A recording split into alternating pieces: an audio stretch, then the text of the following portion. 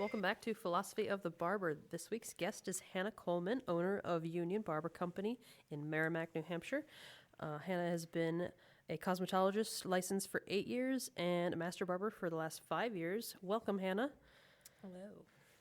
You're going to have to speak a little bit louder for me. Hello. Now. Beautiful. All right. So this is our first conversation ever. We've never met before. No. So I got to start out with the question I always start out with, which is, how did you find yourself coming into the world of hair? I feel like I have the most boring answer for that. I just always wanted to do it. Well, like always, like since you were 3, you had Barbie dolls, and you're like, I love hair. Yeah, it's not that aggressive, but like I was friends. One of my friends' girlfriends was going to the Manchester School of Technology for cosmetology, and they start their courses for junior and seniors. So you go there for, I think it was like an hour and a half or 2 hours a day, and then you would just do whatever. I mean, they didn't go like super aggressive into it, but it got your feet wet. It was like an introduction course. Yeah.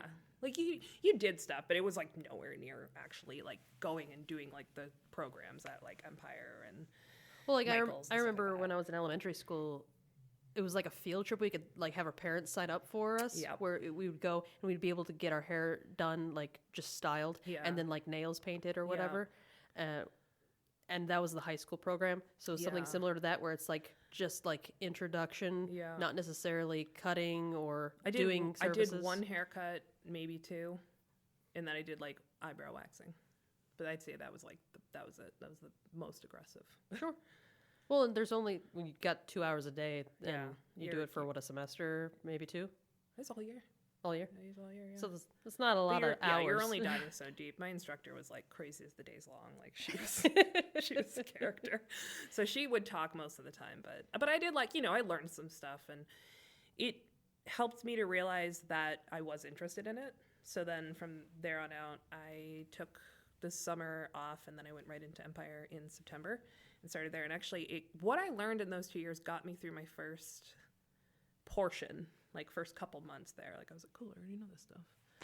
And then graduated there in 2012 and got my license and was pretty much right into a salon after that. So did you like hop into a salon situation where you were like employee and getting trained up, or did you go into like a full-fledged salon that had booth renters around and all sorts of stuff? So I actually can't remember, because my first salon I worked in for like a month, I got fired so fast. So fast. Do we want to say why? I was very overly confident and excited, I should say. Overly excited. Somebody was enthusiastic. Very. And I think I needed someone. And I'm not going to I definitely should have reeled it back in. But I think also, like, as a good boss, you kind of need to see that stuff and be like, whoa, hey, you just got out of school. Like, don't do this stuff. But yeah, so I didn't last there very long. And then I got a job at a corporate salon where I was there for a couple years. I was only going to be there for like a year, and then I ended up being there for 4 years. And I kind of hit this point where I was like, do I go work full service, because I don't want to be here forever. Like, this was a good stepping stone, but I gotta go. Or do I go into barbering? Because I think since like my first year of cosmetology, it was like barbering was kind of always there. I was always kind of jiving more with my male clientele, and when guys would come in with like, oh, I want to change my haircut, I got way more excited than when women did. On average, I shouldn't say like, because I have like a couple female clients now, but Sure. In general, like I get along better with guys. Really, I'm like a very masculine female, my boyfriend tells me. I feel like those who are independent women tend to jive a little bit easier with males. Yeah. More than like the female collective. Yeah. And that kind of reflects with us in our friendships too. Like, do you have a group of girlfriends? I do, but they're all super weird. Like, they're not your standard girl group. So. See, I keep mine compartmentalized. Like, yeah. I realized this during my my wedding tea party, was like, none of you know each other. Oh yeah, I run that gambit too, though. I do. we had my boyfriend and I had like joint grand opening parties for when we opened our shops, and I had a bunch of people like at a bar, and I was like, oh shit, you guys don't know each other. I have to be a host because none of you know each other. But yeah, so I chose barbering, obviously, and I'm really glad I did. I don't think I could work in a full service salon. Like, I think if I were to, and I think about it all the time, I'm like, would I ever go back to a salon? I'm like, maybe if I want to do color, I do like one day a week, and it's like only things I want to do, like only fun stuff. It's like, oh, you want highlights? No, thank you. Hey, welcome to what I'm doing. Yeah. Literally, I just made myself a situation where I'm like, I want to personally do whatever I'm licensed to do, Yeah. but like, I'm not going to do, copper highlights or, a particular shade of blonde. Yeah, that's so boring. I do fashion vivid color because that's super fun and artistic, and Yeah. most people who like want that do not have a specific vision in mind. So you Yep. don't have this like pinpointed target to achieve. You have a general aesthetic to achieve, which gives you more freedom of artistic expression. And then gray coverage, because it's freaking easy. On guys, gray coverage is the easiest. I did a lot of that back when I was working at the salon. Yeah. So I offer it as something that's very approachable to a clientele that doesn't want to enter a salon full of potpourri and lavender. Yeah, absolutely. Yeah, and it's a very different environment. It really is. I find that I think it's for both parties too. Like these women that go into salons, like you're a little more vulnerable, right? Because you're just got that middle part slick wet hair to your forehead, and then this guy's, walking by you, and you're like, oh god. So. Well, and like that's why I don't necessarily like crap on the general viewpoint of the public where it's like guys go to barbers, girls go to salons, because like there is a purpose to that for some individuals that kind of need that security of an atmosphere. Yeah. So that they can, be vulnerable and change things up without feeling judged by the people that they're trying to impress, if Yeah. that's what they're there for. Yeah. But then at the same time, there's that like you need to open the doors to both sides of the house so that you can like freely go either way. Yeah. And that's one of the things I've noticed and that I love about people that cross over and have both licenses is that you bring a full set of tools with you. That, if somebody who's very into the barber atmosphere is now curious about something that isn't typically offered in a barbershop, then you're able to be like, yeah, you know what? I can totally like educate you on that and, make it more approachable. Yeah. And vice versa, where I've had salon owners come in and they've incorporated barbering into their salon because that's where the market's headed. Yeah. Like, Oh. ultimately, the further we go, the more it's like, no, I want it all. Yeah, and I think I like I don't think anybody should limit themselves. I like the way that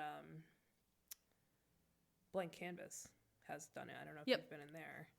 They're next week. Are they? Yeah. Well, you already had Stephanie on, right? Yes, but Oh, they okay. air next week. Oh, okay. Yeah, but I think that's really cool how they did that and stuff like that. But I'll definitely offer anything. Got a client who his daughter comes to me. She's got wicked long hair. Actually, I just cut off like a foot of it, but she had wicked long hair, and he's just like, I don't know where to bring her. I'm like, hi, I can do that for you. We cut hair. Yeah. And I don't look at it as like a male-female thing anymore. It's short or long, and Yeah. I enjoy all of it. The NESOB thing is, hair has no sex. Yep. Yeah. And that's one of the things that's always irked me about salons is I've had short hair, absurdly short hair, for about 15 years. Yeah. And I cannot stand the concept of going, why are you charging me like way more for giving the exact same haircut you just gave that dude because I have indoor plumbing? Ooh. Yeah. Like there's no justification for that. I have never had hair that short. I haven't anticipated or experienced, any of that. But yeah, that's super frustrating. Well, and that's why I've thus made my price list. It's a haircut. It's just time at the end of the day. It doesn't matter. Like, and we get calls all the time, like, how much is a kid's haircut? No, no, no. It's a haircut. Yep. How much is a senior haircut? Nope. It's a haircut. Yep. It Yeah. doesn't matter your age, what plumbing you got, nothing. It takes the same license, the same amount of skill to cut that hair. Yeah, that's when I opened my shop, I got rid of the kids cut pricing. I have kids that are getting, I don't do like micro faders or anything on them, but they're getting bald fades essentially. So that's a lot of work. And sometimes a little more work because they might be a moving target. Yep, that's not fun. It's not as fun as doing a bald fade on a grown man. Well, though I do have some people that can't stay still as well as an 8-year-old. That is very true. Yeah. Yeah, I have a 6-year-old who sits better than a 35-year-old. We all have those. Yeah. But even especially the ones that like the adults that get flat tops but can't talk without moving their head. Yeah. I've got a couple. Yeah. Or when you're doing a beard trim and you're like, right, you're just about to make that like perfect cut and just And they talk set and you're that like length and you're like, oh, cool, man. Pull it back. I've taken to when people oh sorry I'm like, oh man, it's your haircut. Because when I get tattooed, I think I'm being so still while I'm reaching for something, and then I just feel a machine move out of my skin, and I look over and I'm like, sorry, and he always hits me with your tattoo, and that hits so hard that I'm like, oh, you're right. It is my tattoo. Yeah, but that one's like permanent. The other one grows back. Yeah, that's true. That's like, do you really want this to be like that? Yeah. Life Flat top, man. decision. Life decision. Yeah. Same thing with senior though. Like, there was one point when half of my staff, including myself, are military veterans. I don't offer that discount either. Yeah. I go, literally, like, congratulations if you made it to the age of 65. Yep. It's not that much of a feat anymore. But you made it to 90. Cool. Awesome. But guess what? I still have to make a living. Yeah. Like, it is what it is. Yeah. Absolutely. So I consider it to be something like if you hire somebody to put down flooring, like they might discount the materials they use, but they're never going to discount their time. Their labor is not something they will ever discount. Absolutely. So I feel the same way when it comes to us as services, where it's like, I'm not going to discount my work because you're paying for me to do something. Like if I want to mark down some of my products for retail or whatever, sure, that's, whatever. But not my time. Yeah, I've got occasionally it happens that I have someone dip their head and be like, oh, you guys do buzz cuts? I'm like, yeah, sure do. How much? $30. He's like, well, it's just a buzz cut. It's not, man. If it was, you could do it yourself. Yeah, I'm like, there's a Great Clips down the street, and I think they're having their $6.95 haircut sale, so you can go get a buzz cut from them. If it's just a buzz cut, I'm like, we're going to taper it, we're going to line it, we're going to razor you, we're going to go all the way. You're going to get the top-notch experience that we offer. Yeah. That's what you're paying for. You get the best damn buzz cut you've ever had. Complete with hot towel. Yeah.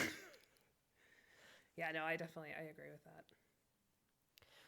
So, all right, we covered the first salon lasting a month. We covered the second salon lasting 4 years. So how did you decide, after you got your barber license, like, did you go straight into, like, opening a shop, or did you work somewhere? I don't have the balls to get my license and open a shop. I've seen people do it, and I'm like, oh, man, good for you. I at least waited a year. Yeah. Because I feel like you're going to mess up.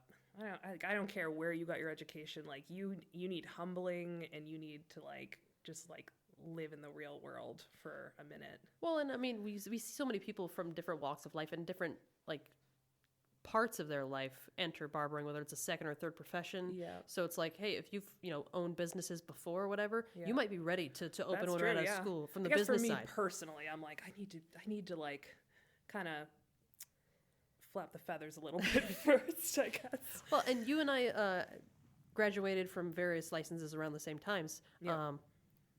So when you first got your cosmetology license, we still had that requirement to work in the industry for 1 year before you could manage your own shop. Oh, I don't even think I was aware of that. Yeah. That wasn't on my horizon at all. So Yeah, that was a law at the time. That was the thing. Really? And as soon as I hit my year mark, they went, we don't need that anymore. Never mind. Thanks, New Hampshire. It's like waiting until you're 18 to be able to drink, and then they change it to 21. Oh, or no, and it being 21 and then they drop it to 18. That's basically how it was. Yeah. Where it's Is it like, 18? I don't oh, even know the age anymore. I don't need that anymore? Yeah. Okay, cool. But it was great anyway, because having a year in the industry, because maybe on the business side of it, there are people who had that under their belt when they entered, and it's like, all right, you've got that. And that's, I think, one of the reasons they did away with it is like, well, you do have people that were business owners before they were licensed. Why are you making them wait a year? Yeah. But from a skill set standpoint, it's never going to polishing. Yeah. Polishing those skills, getting a few more flat tops under your belt, because absolutely. Otherwise they'll make you poop every time they come in. Yeah. Absolutely. Yeah. Yeah. I think it's never going to be a bad thing.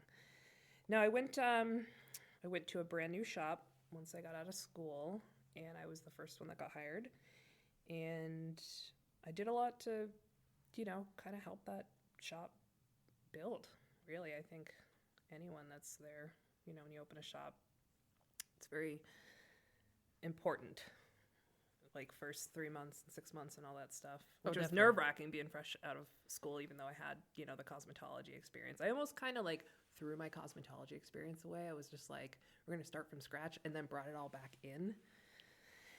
But that's smart though. Yeah, I kind of just wanted to like be a little sponge and just absorb. I mean, I guess I still am, but well, you're kind of figuring out a whole new world, and then like once you kind of understand its mechanics, then you can like bring those things back in and find out where they fit into barbering. Yeah, I think like I didn't want to be that person that's like, oh, well, I did it this way, and then just deny yourself a different, maybe better way of doing things. And I found that worked for me. It did. And then I brought back in most of the stuff I brought back in from cosmetology was just the shear work and like texturizing and stuff like that. And I remember the first time I ever like palm tree textured hair, I watched a bunch of faces in the room just be like, what was that? And this was like years ago. I think, barbering has really come up a lot with like shear work and texture work. But when it was a couple years ago, they were just like, oh my God. And I was like, it's funny because in cosmetology, that's just so like basic. Yep. Like they're just like, that's old hat to them. So I worked there for I think it was almost 3 years. I think it was almost 3 years before I left. And then I went right into opening my own shop. What shop was that you worked in? It was the Polish Man. Nice. They're on the long-term list. Yeah. Yeah, there's a lot of people working there too. It's very large now. And it's crazy. Like, I remember interviewing when there was, like, the shop was being built. Like, there was no sign to find the shop. I had to find the shop by an orange dumpster out front of it. I was like, We're still ripping up the floor. Yeah. I was like, these directions are awesome. I hope I don't get lost. And literally just sitting amongst construction rubble, like, while I was accepting my job. This is ridiculous, crazy. The only question being, are you sure you're going to be done in time? Yeah, I don't think they were. I think they had a delay. I mean, it's construction. It's going to happen, but yeah. That's one thing I can't imagine would be building a shop and hiring people before you're even built. Like, yeah. I can't imagine that. Yeah, I had a different situation. I brought somebody with me from there, so I think it wasn't like I had just met this person, because we went over, I think, like 2 weeks in construction on my shop. But it actually, for it being my first shop, because I had no idea what I was doing building a shop. Like, I know how to run a shop, and I know how to cut hair in a shop. Building a shop, these guys would talk to me, and my eyes would just like glaze over. I'm like, I don't know what you're talking to me about, man. Just a barber. But and I remember being wicked frustrated with the town of Merrimack because I needed to get not a certificate of occupancy. I forget what it was called. Occupancy permits. Occupancy permit, yes. Yep. So I needed that before I could send it up to the state and get my state inspection. So, you know, obviously I put in my notice at my old shop. You know, I was told they weren't honoring my notice, so I was over at a hair salon in South Nashua, just cutting clients that I could in the meantime. So, you know, I'm paying rent there. I'm paying rent on this shop. Like, they gave me a little leeway, but, you know, the guy's still got to make money.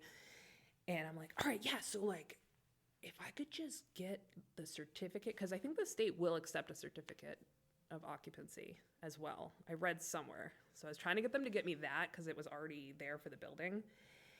So I could send it to the state. So I get everything just like scheduled, just like get open a day or two earlier. I was just like, I don't want to be paying rent on two places right now. Like, and they're just like, yeah, we'll find it. But like, well, you'll get on Monday. We'll be fine. And I was like, well, if I could have it sooner, that'd be cool. And they're like, yeah, we'll look. I was like, oh, you're not going to look. You're not looking. All right, cool. That is one of those things that I feel like, unless you have someone who's already done it to pick their brain over. Yeah. When you open a shop, especially from scratch, it's like, if you are unfamiliar with city departments, planning departments, Yep. anything like that when it comes to pulling permits, sign permits, occupancy permits, getting inspections done for fire, electrical, like any kind of that stuff. It is just a foreign land. Yeah, it's awful. And unless you happen to be working with a municipality that has like some paved, like, if you're a business you want to open here, we have a tool for you. Yeah, I would say they definitely don't. I mean, they're expanding at such a rapid rate, so I think everything's changing anyway. Most municipalities don't. But there are Yeah. some that I think have the luxury of being so small that they can be very accommodating. Yeah. But then there are those that just, they can't. Patience is the number one game there. I was lucky because when we moved, like, I purchased a shop that was someone else's first, so I didn't have to worry about all that. It was just a transfer of license initially.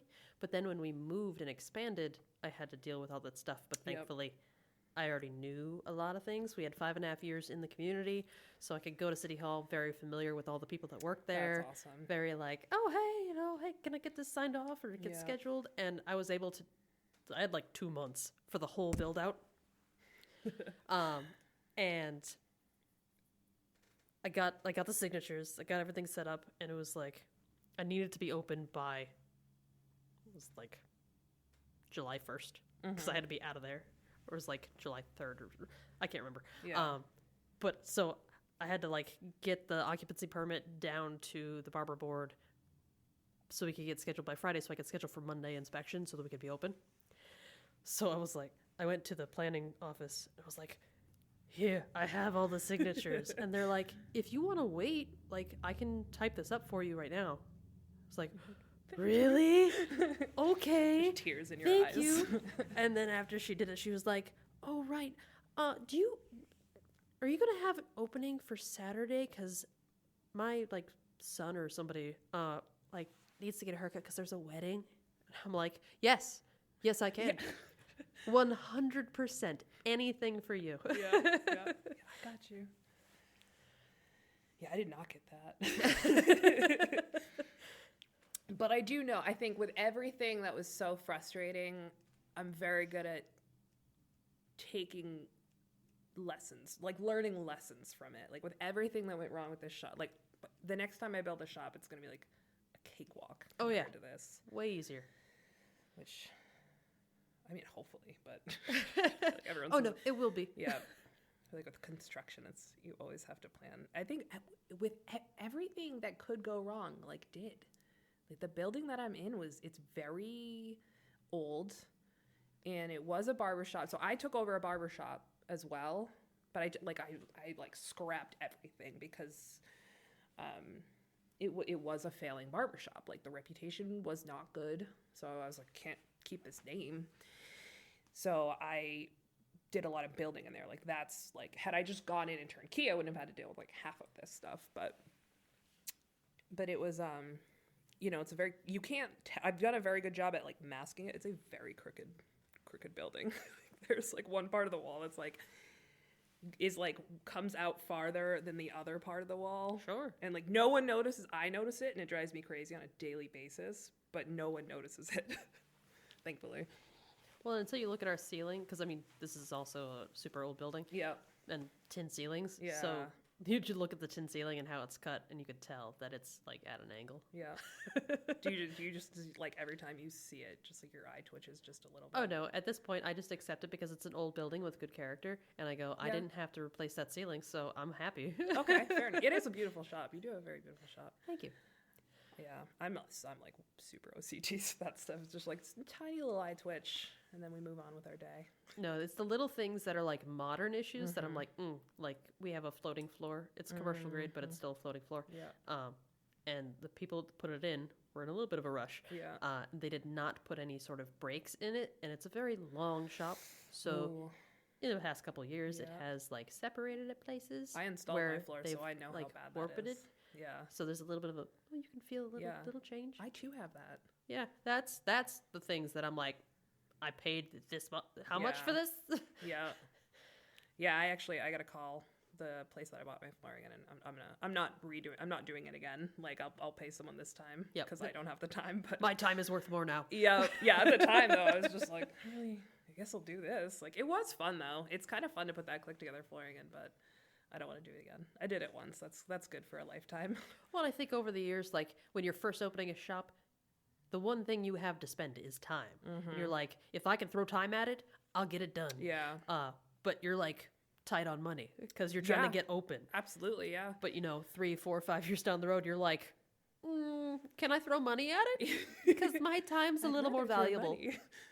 Yeah, when I went to go get funding from the bank, I guess one thing is like one of my number one qualities is I am not very willing to accept no as an answer. That could be a good quality. Yeah. In business. Yes, absolutely. So when I went to go get funding, which my partner had done maybe a month prior for his business, I went to go for mine. So I'm like, he walked me through what he did. He's just like, yeah, it was easy. Like, you just say this, get this, and then you get money in your bank account. And I was like, that sounds great. And I went and did the same thing. And they were like, what do you want to do? Open a barber shop. Because I had to go for a personal loan because at my bank, I did not need enough to qualify for a business loan. So they, my credit score and everything was fine. Like, there was no issues there. And then he goes, wait, are you going to leave your place of employment once you open this place? And I was like, well, yeah, duh. And he's just like, oh, that's a problem. And I was like, what do you mean? And he goes, that's not a guaranteed income at that point. And I was like, God. And that's because it's a personal loan, not a business loan. Yep. But it's like, I would have had to take out like $15,000 extra to get a business loan. I'm like, well, that's ridiculous. So I went and I put on a fake engagement ring. I rehearsed this too because I don't like lying. I'm like the worst at it. So I was like, all right, what can I lie about that they won't ask for proof? It can't be a car loan because I don't have a title. And so I put on a fake engagement ring. I went to a different branch of the same bank and I was like, oh, I'm getting married and I need like this much money. And they were just like, okay. And I was very sweaty the whole time, but I got my money. And if you can't verify the reason why I need this personal loan, it's all good. Yeah. I'm so tempted. I won't because I'm sure it'll get me in trouble. I just so want to like finish like paying off like the loan for my business and be like, suckers, it was for a business. Your policy sucks. But I guess they changed it in that month because he did the same thing and he got his money no problem. And I was like, man. Yeah, I will say that I've never gone to a bank for a loan when it comes to business. Yep. I'm very unfamiliar with that. Yeah. So, because, I mean, when I opened the shop, it was like, banks aren't giving you loans. Yeah. It was not a thing in 2013, 2012. So it was like, I need to scrounge around for money. Save up. Ooh, look, credit card. Yeah. Oh, yeah. I thought about that. I almost went that route. But it was very different. So yeah, I've never had to do that. I think the only thing I've done since then, other than because it's 2020, baby. Yeah. SBA, disaster Yes. recovery loan. Yep. That's one. And then Yep. like Square, I've done a couple loans through Square because I don't have to justify anything to anybody. They already Yeah. know my books That is because true. I use them. They They're keep- like, oh, as long as we can get our money from, the processing fees that we could charge you because Yeah. you use our service. Yeah, my acupuncturist and I go back and forth with that because I'm like, oh, how much is Square offering you this month? Because it just keeps going up, which I guess is a good sign. I'm like, oh, that's cool. You guys want to give me more money, but it's just so funny. I always get those emails. Well, they've since changed like their structuring process with it. Yeah. It used to be like, all right, you're gonna have this flat, monthly fee, and it's your interest. There's a cap, and this is what you owe. Period. Like you get a Yeah. loan for this much. This is how much you're paying total. And you'll pay this much per month, and it'll be done in so many months. Yeah. Well, now it's a little more flexible, but also kind of weird. Yeah. Where it's like it'll be 12% of whatever your daily processing it was, income for that day, as long as you meet the minimum payment of this amount every 60 days. Oh. And I'm like, I'm pretty sure I hit that minimum amount for 60 days in like a week. Yeah. But I mean, it is But great. you still have that like standard like cutoff, like this is how much you're paying for. Yeah. You're not gonna like accrue anything more. That's cool. It is, and it's such a. It's. I feel, especially in 2020, like good to have that. To have that flexibility where it's like even if you Yeah. don't make a lot, Yeah.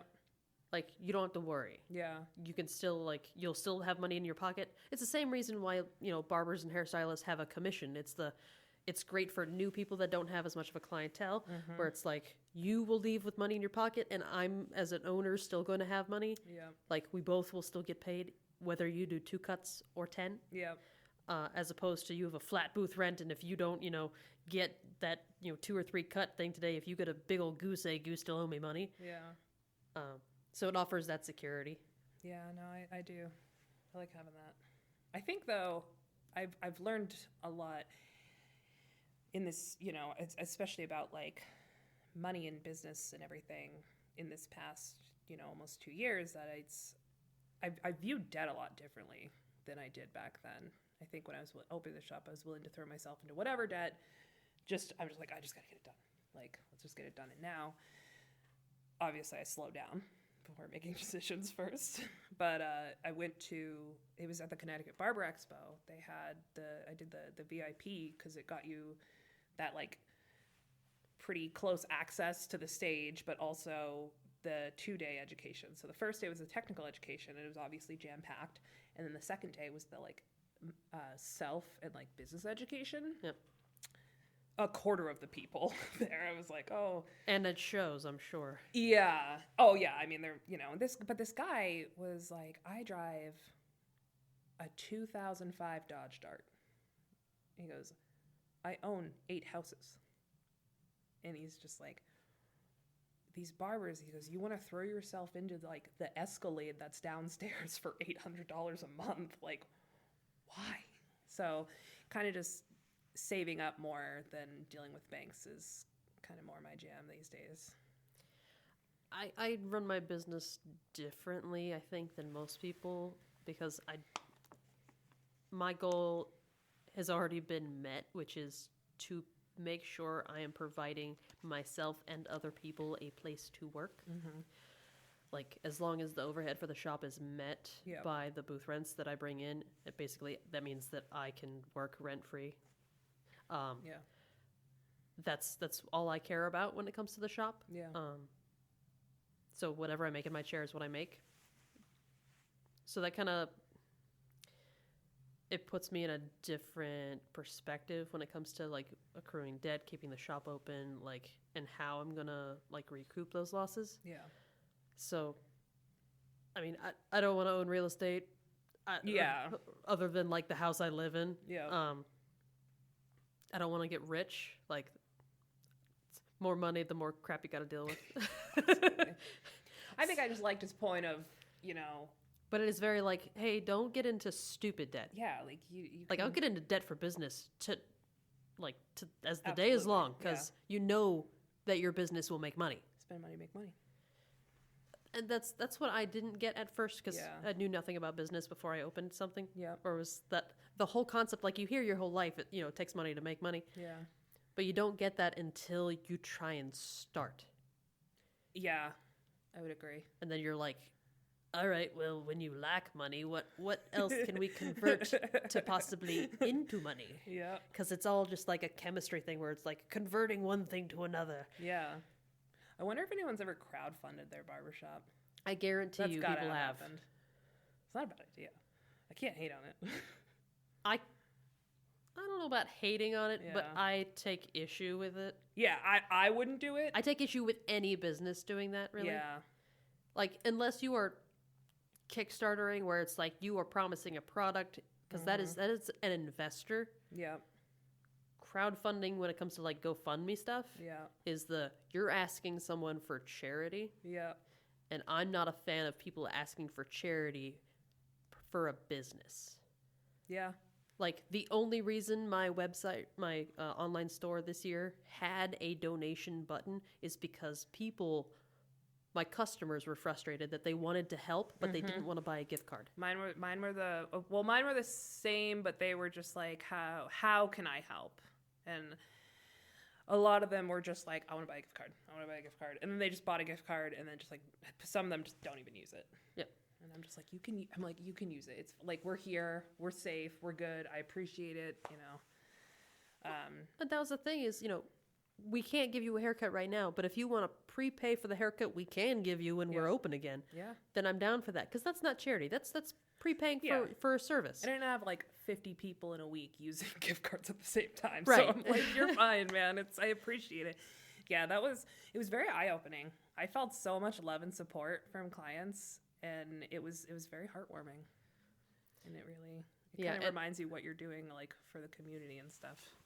Well, and I think from a business mindset, it was poor decision making if somebody used a service like Square, who then offered free use of creating an online store. Like, if you sell any retail, why would you not take advantage of that?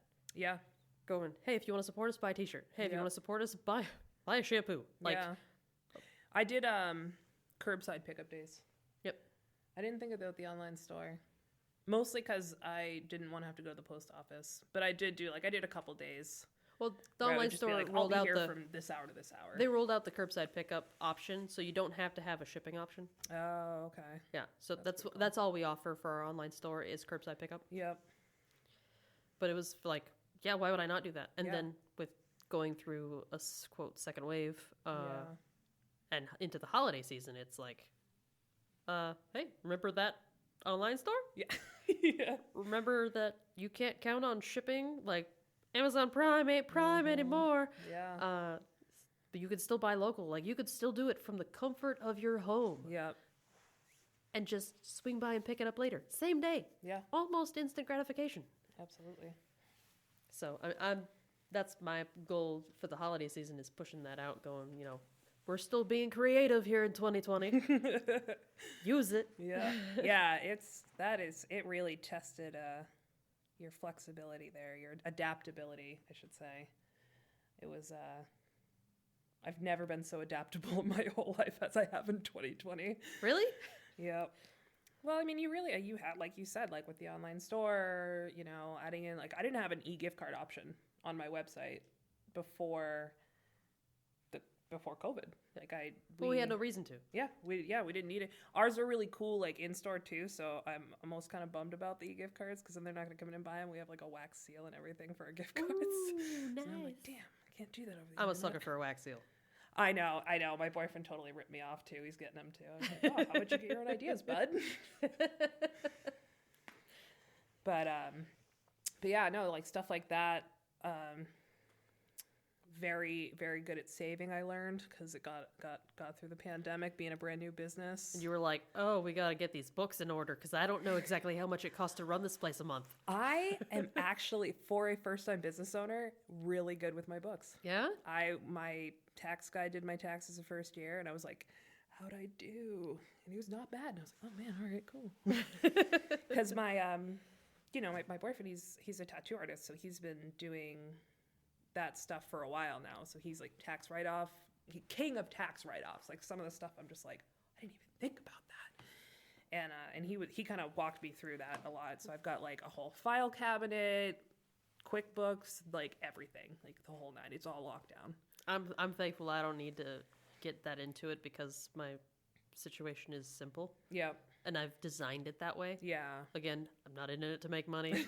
I'm in it to have it be a thing. Yeah. And for it to be as simple on my brain as possible. Yeah. I think I'm just so scared of a freaking the IRS. I'm like, don't come for me.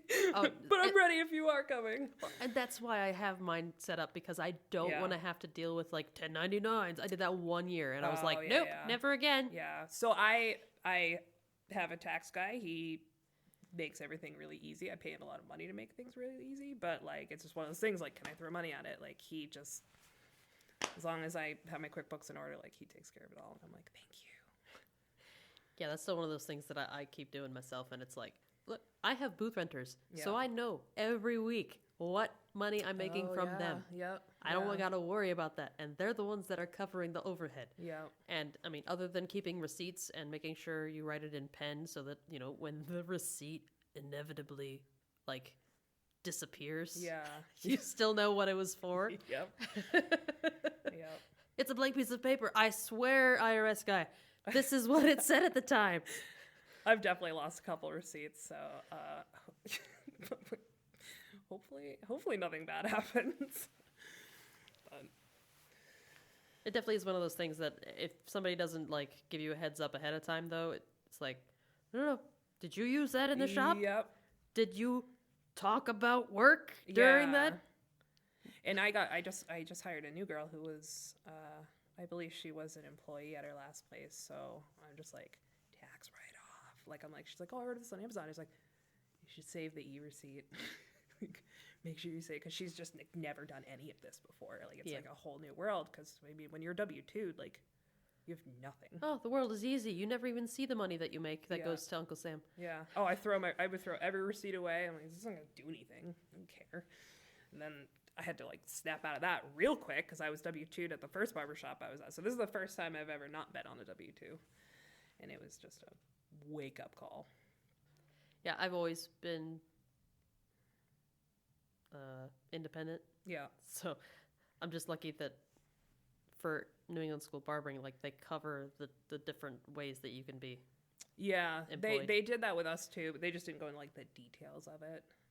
Well, that's one of those, like, it's a chapter in the book, so they cover it, but, like, for us, because it's such a mom-and-pop establishment, that, like, that's something they deal with all the time, and they quite often bring people in that are straight out of school into their shop, that it's, like, it's our responsibility as business owners to educate you of these are the things you might run into. Yep. And I'm super grateful for that, because that helped me not only like working somewhere, but also setting up what I wanted to do and why. Yep. So when did you open Union Barber? February 7th of 2019. So, you know, almost 2 years. Yeah. Still pretty fresh. Still learning every day. How many people do you have working at the shop now? Three, yep. Well, 3 including me. I think Jessica's, she's not even at a full week. She just started Wednesday. Nice. So.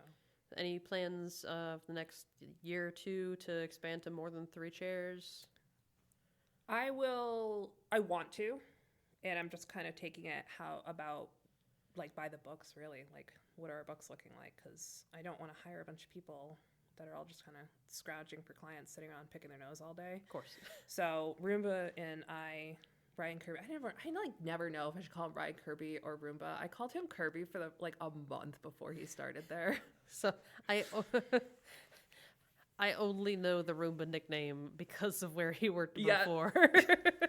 That nickname, I was like talking to Danny Brooks, who we used to work with, and we were at a barber social, and it was so loud, so he's like screaming into my ear. And I was like, what's up with that nickname? And he's like, oh, you know, Kirby, Roomba. And I was like, okay. And I was just like, I don't get it. And then I didn't get it until he was at the shop, he bumped into something, and then he told me this story, which is way more elaborate than Kirby Roomba. And he goes, well, yeah, they figured because Kirby's a vacuum, thank you. And I bump into everything that Roomba is a more appropriate nickname. And I was like, okay, that is funny. That makes more sense. And specifically, Kirby is a good quality vacuum. It's a great and you're vacuum. like, you don't deserve that name. You run into too many things. But as a compliment to him, I have a Roomba of which I named Godfrey. Yeah. And named it Kirby. I love him. I have googly eyes on him and everything. Yeah. I when he's not there, I kind of wish I had a Roomba that just had his face on it. It would just kind of do the same thing. You can make that around happen. the shop. I could make that happen. I've been tempted to. I derailed that. Where were we? Possibly, adding more barbers. Yes. Okay. Yeah. So Roomba and I are, right now I think I'm booked up into the new year. He's booked up about 3 to 4 weeks, and I think that's too much for us. So like, in comes Jessica, but she's super new, so I want to build her up a little bit first and kind of get her, like, I don't really have a way to put a percentage on it, but just visually about 80% booked before I start looking for somebody else. Sure. And So probably summer. yeah. I mean, and then the holidays too. I mean, the holidays. Oh, that's just gonna be crazy. If we shut down again, everything's just. I'm just like, I don't know. We'll just take it as we go. Like, just cut hair and do a good job, and then we'll see what happens. So that's a segue. So I don't know about you. Yeah. We'll talk about what you might end up doing. I like to make decisions before things end up happening. Yeah. That way, like, I've already anticipated the possibility, Yeah. and I already know what my response is, so it's not like an emotional reaction. Yeah. So I've personally, for my shop and my guys, they can do what they want because they're booth renters. Mm-hmm. If the state of New Hampshire tells my business to shut down again, I'm going to tell them to go sit and spin. Oh. Yeah. 'Cause that's where I am. Yeah. I don't know. So I feel like when we first reopened, like, that whole threat of like shutdown and everything, it was like super scary to me. But now I'm just like, meh. I don't know. I did enjoy the time off. It did. My body needed that. It was scary, you know what I mean? And I miss cutting hair. Don't get me wrong. But Animal Crossing for 12 hours a day was pretty sick too. People were like, "How do you feel about being back?" I'm like, 3 p.m. wine was cool, but I did miss cutting hair. Yeah, I don't know. I haven't thought about that. I'm gonna have to do some pondering, some soul searching tonight. Because I feel like that's one of those things that, it is a possibility in the future. And, we're going to have to, I'm always a big fan of making a decision before you're faced with it. Yeah. I think I would be surprised if Sununu let that happen. I don't think he wants that to happen. Well, and especially, this is post-election. Yeah. Because in the state of New Hampshire, we now have a Republican governor that was reelected. We have a House that is now Republican-controlled and Senate that is also Republican-controlled. That's the first time that's happened since I've lived in New Hampshire. Yeah. Like, usually it's like one party is the head and the other party controls the body. Yeah. And it's never been the same thing all over. So with that, I can't necessarily see it happening. But yeah. You got it, yeah. At the same time, despite the fact that our whole state is controlled Republican, Biden won our electoral votes. So anything's possible. Yeah, I know. And we obviously know a lot more too now. I mean, with the first time that we shut down, like, it was a lot scarier. So I was lots a of lot more uncertainty. like okay doing it, but we actually shut down a week before Sununu said to shut down. Yeah, because we had our first case in Belknap County, and I was like, I can't really justify being open at this point. Yeah, we were. I want to say 2 weeks. I think it was St. Patrick's Day, actually. It was my barber school anniversary too. Yeah? Yeah. It's my dad's birthday. Yeah. So I don't know. I'm gonna soul search on that tonight. And that's one of those things that's like, you know what? I don't fault anybody for doing what they did, because I'm also very grateful for the first shutdown because of, where I was personally at the time. Yeah. It was necessary and gave me the opportunity to fix a lot of stuff, Yeah. but also feel in control. I know that sounds weird, But Yeah. I felt way more in control during lockdown because I'm that person that either I can do one thing and be nice, or I can do 10 things and get them done. Yeah. And I'm very good naturally at adapting. So, prior military service, Yeah. adapt and overcome kind of crap. And, I'm uncomfortable being comfortable. So I need constant change and progress. So that kind of like weird chaos thing being thrown into it was like, yeah. all right, I feel great. What are we Let's gonna get this do? done. Yeah. I have, government paperwork to fill out. Okay. Yeah. Because I'm familiar with that. I have, background having to deal with that with military. And so I was in a very strong spot and able to help my barbers Yeah. because they were not familiar with those things and the craziness of unemployment. And Yeah, that was. I found like a glitch-proof method because a lot of people had that problem with doing their weekly Yep. thing where it wasn't there. Like when you logged in, like your weekly thing to click was not there. But if you went into your initial claim and just like looked through the pages up until like page You 5, would, like, find it. and then you went back to that screen, Yeah. it would show up. That's so weird. It was like super random glitch that I found, and I was like, "Hey, Gina, try this." Yeah. And she did it, and it worked. I was like, "It works for everybody." Yeah, I didn't have too many. It never crashed on me. It never. I did mess up my first initial claim because I'd never filed unemployment before, so I was like, I don't know what I'm doing, just clicking these keys. But in general, it was fine. I think it was delayed, but then I got like 3 unemployment checks at a time, and I was like, okay, Yep. this is cool. That was the only real thing was, the 3-week delay of getting paid. Yeah, and I oversaved for taxes, so I counted myself very fortunate. I was able to float myself for. That was one thing that I had to like, so Uncle Sam's not getting his quarterly payment Yeah. because we're eating through that. Absolutely. Yeah. And that was my thing too. Like I called my tax guy. I was just like, this is my plan. Like worst case, if I have to go into my tax, because I save throughout the year and then just pay it all off at once. Yep. I was like, if I have to do this, like, I'm just going to do it. Cause like they can wait. I'll go on a payment plan with the IRS. Like I'm keeping my shop open. Yep. And he's just like, yeah, absolutely. So luckily I didn't have to go in too far. I saved a lot. I'm an aggressive saver, apparently. I found that out because it's kind of an unfortunate event that started it, but I was 6 months into my shop when I got hit with a cease and desist from another barbershop. And I had to cough up money for a lawyer because, again, I don't like being told no. So I coughed up money for a lawyer and fought a cease and desist 6 months into business, and I never anticipated that at all. So How'd you get a cease and desist? it was I probably shouldn't go into too much detail because it's super like vague, those it's things fine. are like ongoing kind of thing. Yeah, yeah. But it was a barbershop that was 750 miles away that had a similar name. It was Union Barber versus Union Barber Company. Yep. And there are quite a few of them, but they have a trademark for a stylized logo. And they said that my shop was confusingly similar. And they hit me with cease and desist. And I just like, I feel like you try to plan for everything. And I never planned for that. I was like, my shirts are based off of a Ramones shirt. Yep. I expected a cease and desist for that. Right. And I was just like, all right, I'll just stop selling them when I get that. Like, whatever. Like, I like this.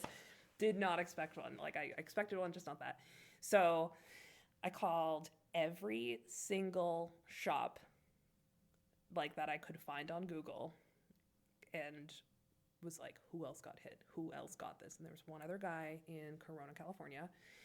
And I kept in contact with him and I told him, I am not bowing down to this. I don't think you should either. Also, there's laws, I forget what it's called, but basically if you ask for it first, if things escalate to court, which luckily they didn't, it basically means that person has to go and fight this court case in the State. Like in New Hampshire. So I was like, so he would have to go to New Hampshire and California. And he was like, oh, all right, cool. And I was like, let's do it, man. Like, let's do it. Steam up. And they just never heard from him again. So, but lawyers are very expensive. And Yep. once I read her letter, though, I was like, oh my God. Like, she went in on this guy in like the most professional lawyer way possible. But I was like, okay. Well, and that's why we pay them. You were worth that. Okay. I see you. But ever since that, I was like, it waits for nothing. Like, bad times wait for no one. Yep. So you need to be prepared for this. And so I aggressively saved, and there you go, coronavirus. Here we are. And I was like, oh, okay, we're gonna be all right. Man, I feel like that's something that we haven't really like touched on with anybody, because nobody I've talked to so far has experienced that, is the audacity of some people. Oh, it's on sale. Audacity. I'm like, Yeah. I will say that is one thing that I did when I came up with the name of my shop, because before it was a shop, it was a product line of products that I make. Okay, that's weird. And I just liked the name so much that I was like, well, just make a barbershop out of it. Well, yeah. But I was like, I'm Googling the crap out of these words so that, like, there is no question that I will be confused with anybody. Yep. So I was very fortunate that there was, like, nobody had put those two words together. Yeah. I was like, oh, Yeah. sweet. It was hard to find a name. Oh my goodness. It took me 3 hours on a slow day at the barbershop. It took me a year. A year? Because I was like, I want something that obviously sounds cool. You know, you don't want a lame sounding. And I didn't want my name in it. Not saying anything bad against anybody who has their name in a barbershop. Like, that's cool. It just was not something that I wanted to do. Well, and it's smart business sense when it comes to, like, if you're making your shop so that you can someday sell it, possibly, like, you want to make sure that it's separate from you as an individual, because you're not always going to be there. Correct. Yeah. Kind of like, you know, you don't know if you might end up having to move it, so don't name it on the road that you're currently on. Main Street, haircuts, whatever, you know. But that's just like my personal suggestion. Yeah. And what I was suggested to by another was like, this is a downside of doing that. I didn't actually think about that, but yeah, that is a good point. But it also, like, I wanted it to mean something to me. Like, I just don't, because people always ask, right? And it's like, I didn't want to have the answer of like, oh, I just thought it sounded cool, so here we are. You know, like, and I think it's cool, like, with your product line and stuff like that. You're like, yeah, like, why wouldn't I do that? But, so I Googled and I found, I think everything that I found was like in Mass or Maine or Vermont. Like, it was always like really close. And I got to the point, I'm like, I need something. And I found, you know, I thought of Union Barber Company, and I was like, I really like that. It means a lot to me. I was like really struggling. And I think the only Union Barber, there's only one other, and they're in like Portland, Oregon. And they're not the ones that did that cease and desist. I didn't want to like be like, oh, those guys. We like them. They're in the other. Yeah, they're Portland. pretty cool. But they were, and I'm like, you know what? It's Oregon. It's far enough. It's the other side of the And country. they're usually pretty chill over there anyway. Yeah, they're all just like drinking coffee, wearing flannels. I don't know whatever they do over there. Happy to see the sun. Yeah. So I was just like, all right, cool. Like, we're gonna do this. And like, clearly, I went through so many names, some like ridiculous names, but I'm pretty happy with the name that I chose. I like things that are, you know, clear and concise, and Yeah. you can diversify your logo over the years if you feel like it. Like, you're not tied heavily down to like one specific thing. Yeah. Like, something that has sailor in the name is like, well, you've limited yourself to an Anchors. aesthetic. And it's not to say it's bad, but, you know, No. you're accepting that as a reality. Yeah. Yeah, absolutely. And I actually do want to change my logo soon. that's the thing with, like, we just did. Did you? We just Oh, did. actually, I saw it on the mirror. Yeah. Or, like that mirror that you posted. Yeah. I was so excited. I was Yeah, like, it does look a lot better. I'm in love with this logo. And I think that's something. It's funny. I wouldn't look at that, like the old one, and be like, oh, that's, you know, But like, when you have it comparatively to the new, you're like, okay. Yeah, all right, that's They an leveled up. upgrade. Okay, all right. Well, and that was like the one that was on the mirror was the first, the original, like the product line. Yeah. The font. That's wow. It started out as just a font. Yep. And then I got a logo, which done by a graphic designer and everything. Yeah. And then my same graphic designer, of which I've kept, did the new one. Okay, yeah. Because, I mean, he's grown with me Well, yeah, with the shop. he's evolving his own skills. Yeah, on his and own he's a time. customer, and, Yeah.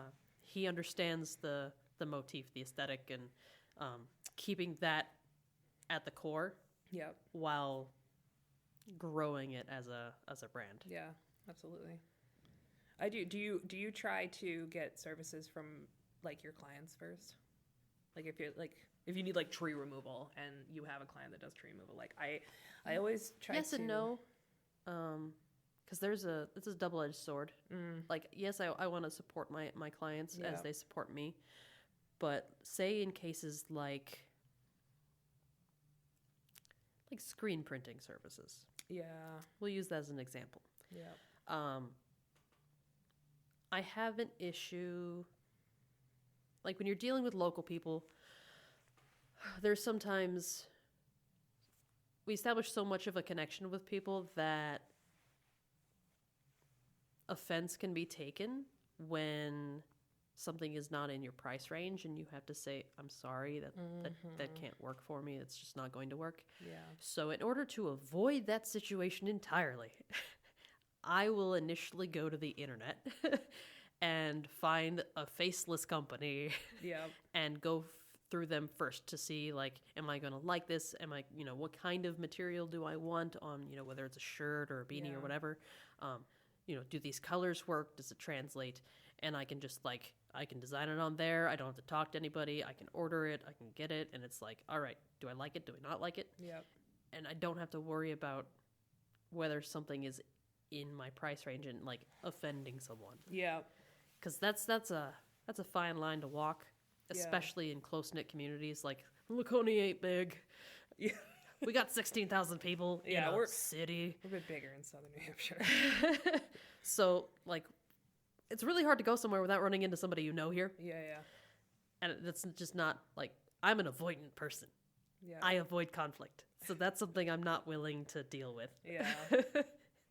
But when it comes to more practical stuff, like I've had to, ask one of my customers who's a plumber to, fix the toilet in the shop. Dude, hey, if you got a second, I'm more than happy to barter. Like, Yep. I will be super grateful for that. Yeah. Yeah, I'm all down for it. But Yeah. there are just specific instances that are like, Maybe not. not this time. Yeah. What I don't about mind. you? I haven't encountered any issues with it yet either, though. So maybe once I do, I'll change my tune. But And you know your customers better than anybody, where it's like, you know their personality and, Yeah. what you can touch on and what you can't. Yeah, and like I don't think I would go to like someone else's, clientele, but like Rube, you know what I mean, because he knows them better than I do, but like mine specifically. Yep. But yeah. And more often than not, like, I have other customers wanting services that I'm like, yeah, I got a customer that can help you out. Oh yeah. So I like to be that I'm middleman. Like the queen of that. Yeah. Like, I got a guy. That's like the biggest. Like I'm like I got a guy for that. The downside for us is like literally all my customers that do that are always talking about them being slammed. Yeah. Oh yeah.